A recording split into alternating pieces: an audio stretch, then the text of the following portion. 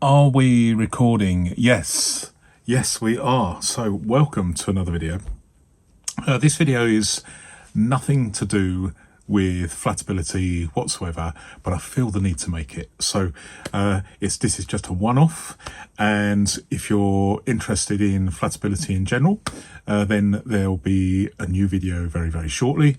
But I've just come out of hospital, and I just wanted to thank everybody for their kind wishes. It's been overwhelming, really. So thank you so much.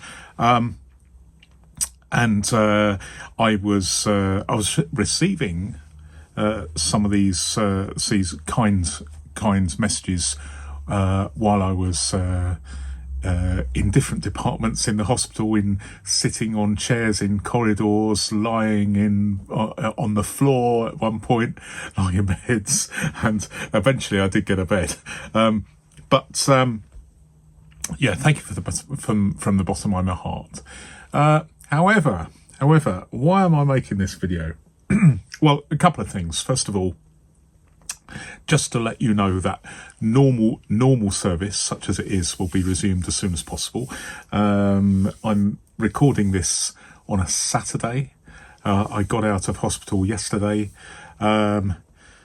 Pretty tired, really. It is a very, very tiring, noisy, alarming experience in hospital. Certainly from a National Health Service perspective, you know, the rich probably have a different experience because they get their own private room and everything. But I'm just with the crowds, okay. But I'm very, very grateful. It's a wonderful service, but I'm obviously it's not great being in hospital. So I'm out. I am out, and I just wanted to do three things. One is thank you. That's the most important thing. Secondly, let you know how things are going on. So am I going to make any videos anytime soon? Well, the answer is yes, as early as possibly tomorrow. There is a little bit of a lag factor because channel members get to see my videos straight away. But if you're not a channel member and you're part of the wider viewing public, you'll get to see them in due course. Typically you'll get to see a video around about a week after I make it, and the channel members get to see it immediately. So there is this 1 week differential. So there will be there will be like a kickstart where channel members will get to see videos, the resumption of videos as early as tomorrow, and then the rest of you'll get to see new videos typically starting from next weekend, if that makes sense. But that's what's happening. What is the prognosis from a rather than a health point of view, a video point of view? Well, I'm back in the land of the living, and so my enthusiasm is 100%, as it always has been, and I feel I feel I can keep going until some medical incident causes me to go into hospital again. I go into hospital quite a lot. I've been in hospital. I'm an outpatient. I visit hospitals and doctors on a from day to day as is required. But I've actually been admitted to hospital. This will be the third time this year. Third time in the last 12 months. So it's an ongoing thing. As my health, I wouldn't say it's failing, but it can be very, very sudden. There's nothing I can do about it. I'm trying to live a healthy lifestyle as far as I can, but the things that are wrong with me, they can make things very unpredictable. So it is what it is. But I feel in myself that I can keep going for maybe maybe a few years even. But I'm just carrying on because this is a hobby that has become more than a hobby for me. It's more like a passion, and I enjoy sharing my experimentations concerning paper-based productivity with you all, and the feedback I receive is it's like a community for me. So as my outside world shrinks due to disability, my online experiences are compensate for that, because it's really, really nice to get feedback from you all from many countries around the world. So I really enjoyed that. I get a real kick out of that. So thank you very much, and I hope it will continue for maybe a few months, maybe a few years. You never know. There's no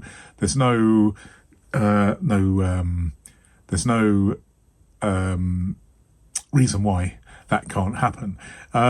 It is a little bit haphazard, and so I try and make a point of not being too what's the word? I try not to have a schedule, because I have tried that in the past, and then it's quite stressful if something happens where you cannot meet that schedule. And I don't want to let anyone down. All I can say is I'm making videos sort of fairly regularly, as you can see. The number of people who watch my videos is increasing all the time, which is very gratifying. I think I'm up to about 500. Oh, excuse me. Oh, that's nice. I needed that. Are we recovering? Yes, we are, I think. But I've made 520 videos in just over 4 years. So quite a few. And I'm sometimes it's one, sometimes it's two, maybe 3 videos, maybe 4 a week. Some of which are exclusively for channel members, and some of which are available for the wider viewing public. So I have lots of videos to make, and my enthusiasm knows no bounds. And also I'm trying to explore different topics. I mean, it is what it is. And if you enjoy the material I make and the videos I make, then let me know, because that really makes having that feedback is really important to me. It makes it all worthwhile. Yes, I do make money out of this channel, but I as I'm sure you're aware, but I plough that all back. So I buy ostensibly some products which I share. I'm starting to share them, because a lot of people have said, "Oh, can you give me a link for that and link for that?" So I just put my recent purchases. I use the description of each video to just list my recent purchases. So it cuts down my time, because I don't need to specifically. I mean, I do specifically answer individuals' questions. As you can see, sometimes I write quite a lot, and I also make podcasts that responds to people's comments, and just occasionally I dedicate entire videos to answering someone's individual comment. So I'd like to think that I'm attentive to the input that you're providing me, as well as me providing that that passion and creativity and interest to you. It's a two-way thing. But I'm hoping to get going again soon, probably tomorrow. And then I've got one video that I filmed just before I became ill last weekend, and I gave up halfway through because I was so ill I couldn't finish it. So I will probably be doing that, and then publishing it tomorrow, this weekend. So there will be something there, at least for channel members, and then the rest of you, you'll see new material as from next weekend. So there's a final thing, and I've been umming and ahhing about this. I've been thinking about this, because it's a really tricky thing. I found. I mean, I've not been in this situation before where I've had like people, strangers from the internet, asking me stuff about health. But I've been sort of fairly candid about it. But what I thought was, what I do is I don't really want to respond to individual comments about what's wrong with me. I don't really want to do it, but I thought I'd just take this sort of like a one-off. I know people mean well, even though health is a personal thing. I know people mean well, but how do I approach this? Because people are obviously, even though they don't know me personally, although there are a few of you out there that do know me personally, 99.99% of you don't know me from a personal perspective. But the nature of the internet, people mean well, and they wish me well, and wonder what it is I'm suffering from. So I thought I would, as this one-off, I would sort of answer, just give a brief outline for those people who are genuinely interested in what my ailments are, if there is more than one, just in this one video. I do appreciate that people want to know, and so I'm going to tell you. So first thing is, I am approaching my mid-60s, and throughout my life, up until about 55, I was fit as a fiddle, as we say here in the UK. Never visited a hospital at all. But then, things creep up on you, and then before you know it, you've got a few things wrong. And then there's, family history, do you have a genetic, do you have a genetic susceptibility to certain cancers, for instance? That is a possibility as well. But let me tell you what I am dealing with. I think that's the word. Okay, and they're all things that one can deal with on an individual basis. So you keep smiling, and crucially, you always, and this is one thing that I would say to anyone out there who is feeling a bit down, who has an illness or an ailment. Live your life the best you can. Like eat sensibly, do lots of exercise, that sort of thing. But at the end of the day, we none of us are going to live forever. So we're going to get, even if you're a multi-billionaire, you cannot buy more than a little bit of extra medical care. You cannot buy immortality. So the only thing you can do, is you have the hand that you're dealt with, and just play the best hand you can. Just play the hand you're given in life the best way you can. But what am I suffering from? Well, first of all, heart disease. Although I'm pretty good at the moment, I have some problems with my heart, which could suddenly end things. But at the moment, it's under control. Lots of medication to keep my heart under control. I have a lung disease called COPD, which stands for a bit of a mouthful, but it's chronic obstructive pulmonary disorder, and that covers a multitude of things, but it has no cure. You've got to do the best you can to live as long as you can.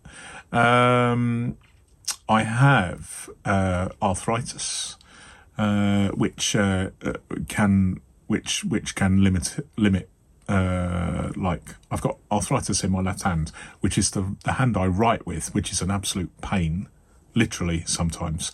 But you just deal with it. You just deal with these things, don't you? What else have I got? I have cancer. I won't say which one, but I have cancer, but it hasn't spread yet, so I'm pleased. But as my cancer consultant says, he says I wouldn't worry about the cancer too much because it hasn't spread yet, and it's not the cancer that's going to kill you. It's going to be the diabetes. So yes, I have diabetes, and diabetes is at an advanced stage. So I take lots of insulin, and there is a huge regime keeping me from every time my blood sugar goes high, it causes problems. Cumulative problems with you could have your feet amputated, or you could lose your sight.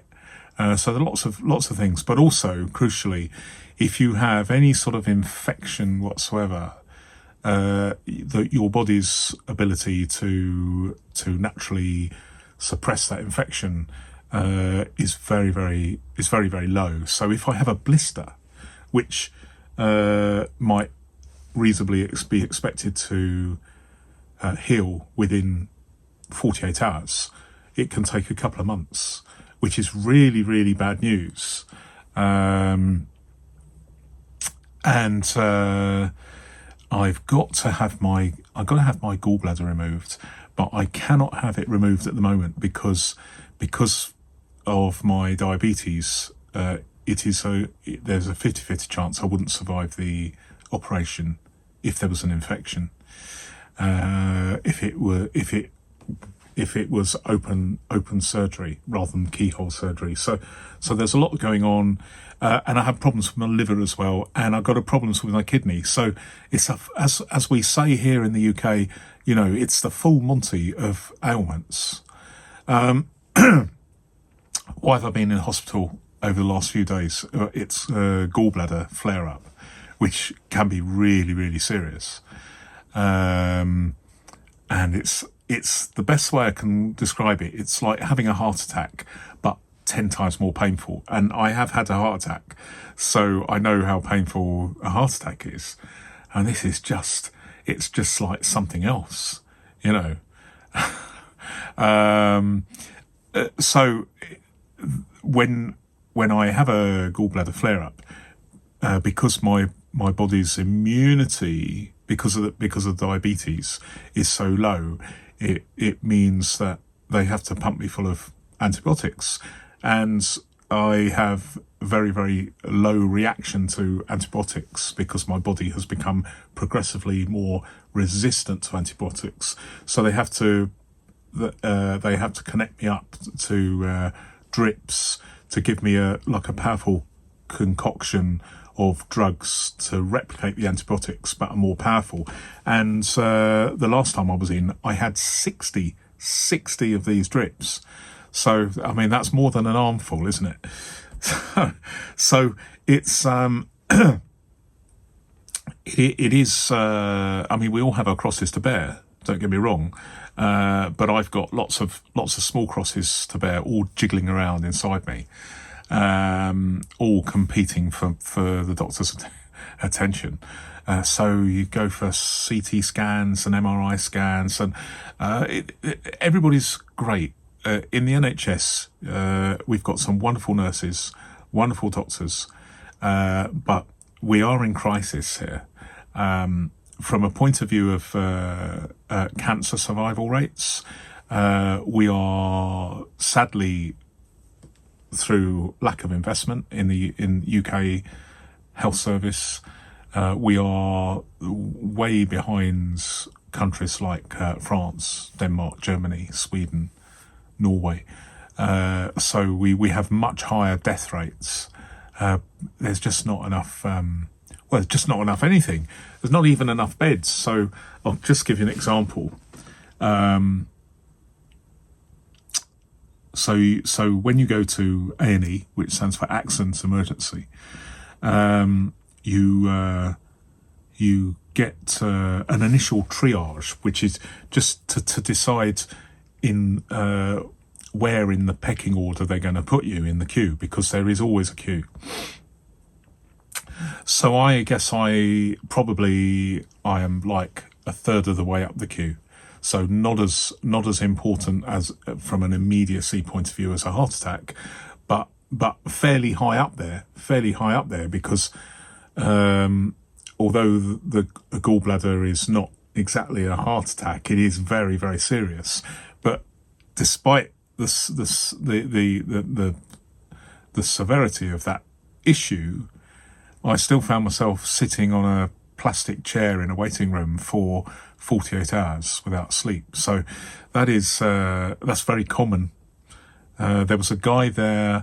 He was 70. He was 76, and he'd been sitting on a chair without sleep for over 3 days. And then you get given a bed. You get allocated a bed. So it's not like they bring you in from through the ambulance doors and then you get straight into a private room with a bed.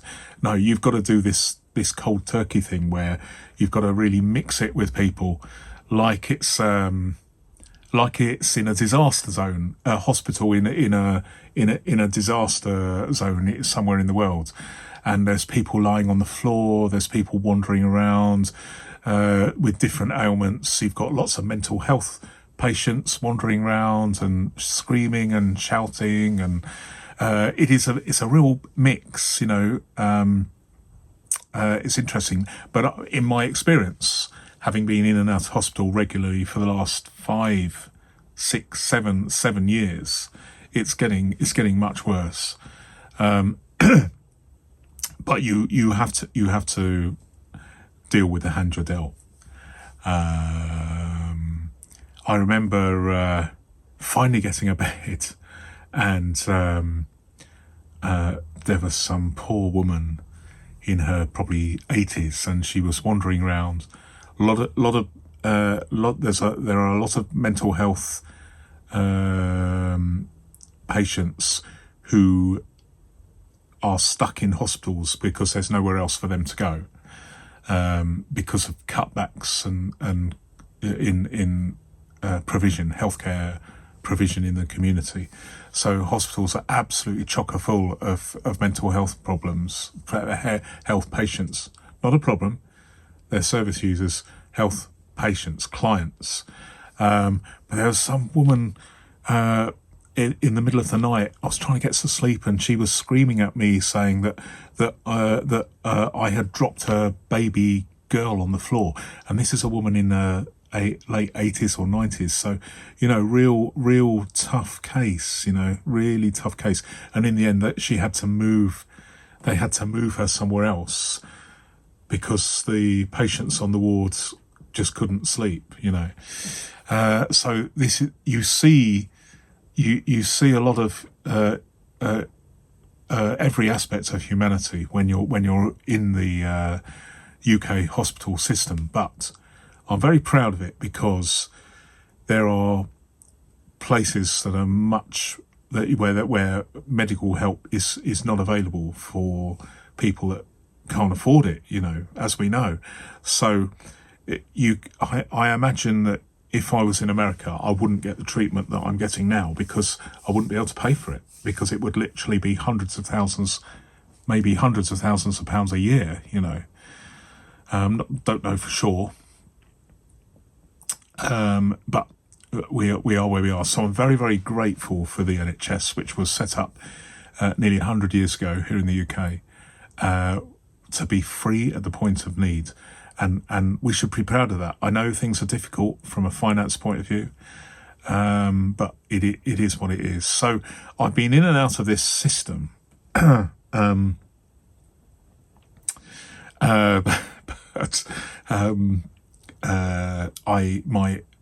I'm just riding on the crest of a wave at the moment, because I'm out, and I'm not in any pain. I'm still very, very tired, but I have slept for a good. I've slept quite a lot over the last 24 hours. So I'm kind of back in the land of the living, even though I'm not completely compos mentis at the moment. But I just wanted to get that out there, because there are a lot of people messaging me and asking what I'm suffering from. And I thought, rather than respond to people individually, I don't really want to do that. I thought I'd just make a video. I'll just make a video, simple as. And I probably won't keep this permanently on the channel. So I just consider it a temporary video, which I'll leave for a month or so and then delete. Because it's not really anything to do with paper-based productivity. Although I do have an anecdote for you. So, I was rushed to hospital by my daughter, because the ambulance response team said that it would take 4 or 5 hours. There'd be 4 or 5 hours delay, as is very, very common in the UK at the moment. Certainly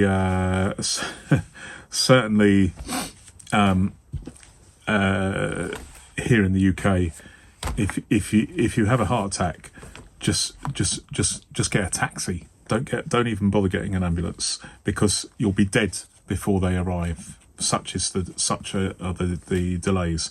Several hours potentially. Even if you're having a heart attack, you're not going to survive. So the best thing is to get driven into hospital. So my daughter did drive me into hospital, and I have a bag packed just in case I have to go to hospital.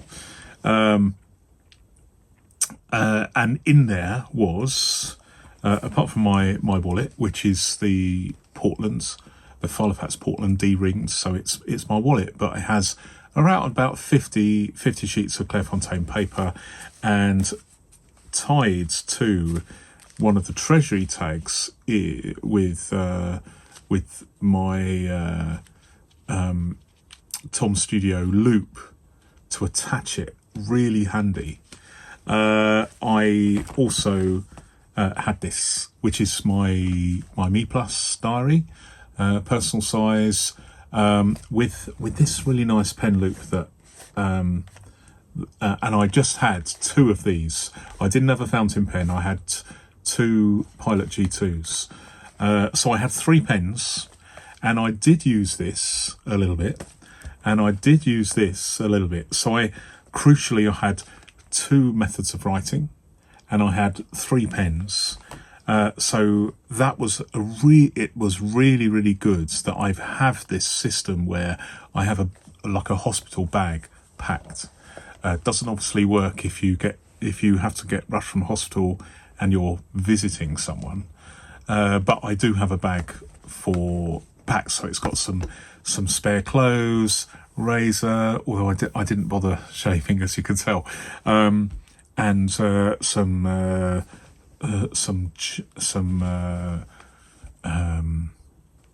just some stuff. Also, I take some jelly babies and some fruit pastels and some licorice, all sorts, to avoid me having a hypo.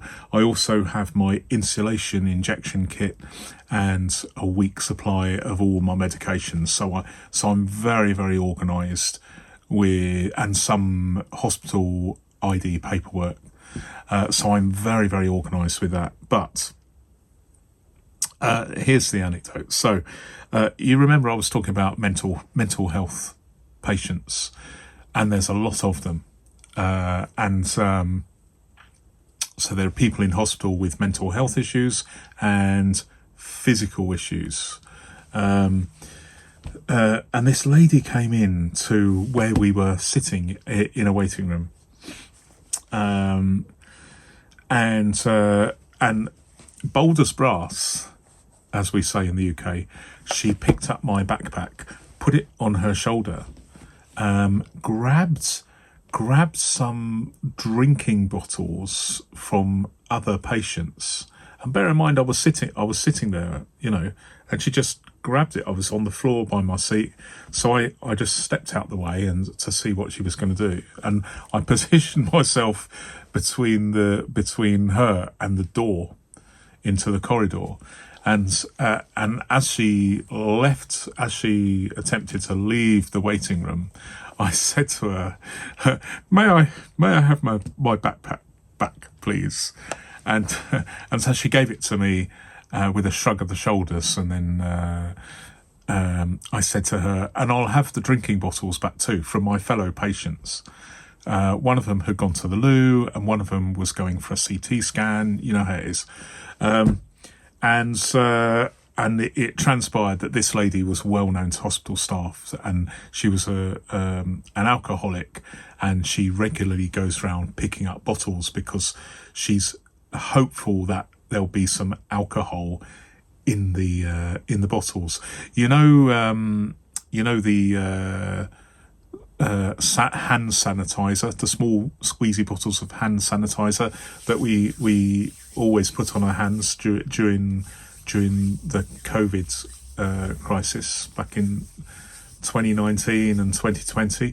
Well, she consumes that because of the alcohol in that, which is not good.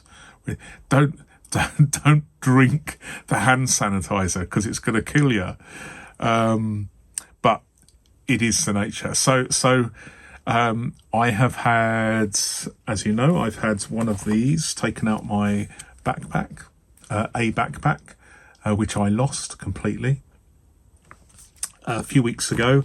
And then I nearly had my Me Plus diary taken from me because it was in a backpack. But I wouldn't leave my backpack in a hospital waiting room. I always carry it with me, but it's just an interesting anecdote. I wanted to share that with you. So that's all I have to say. As I say, I'm going to upload this for everybody. So it's not just for channel members. It's for everybody that wants to watch it. Normal service will be resumed next week. Channel members will see new videos starting from tomorrow, i.e. Sunday. I am sure. I mean, I've been rushed into hospital 3 times in the last 12 months. I'm sure that this is going to carry on.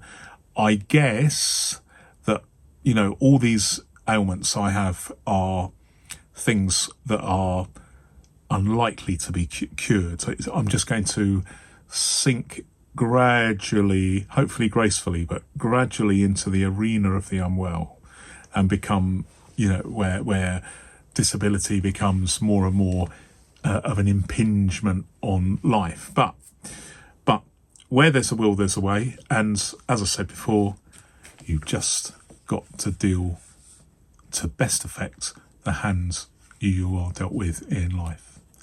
Thanks very much for watching. I appreciate that. And can I reiterate, I really appreciate it. Has made a real difference to me, all the kind words and best wishes that you have sent to me. So thanks very much. Until my next video, my next normal video, goodbye.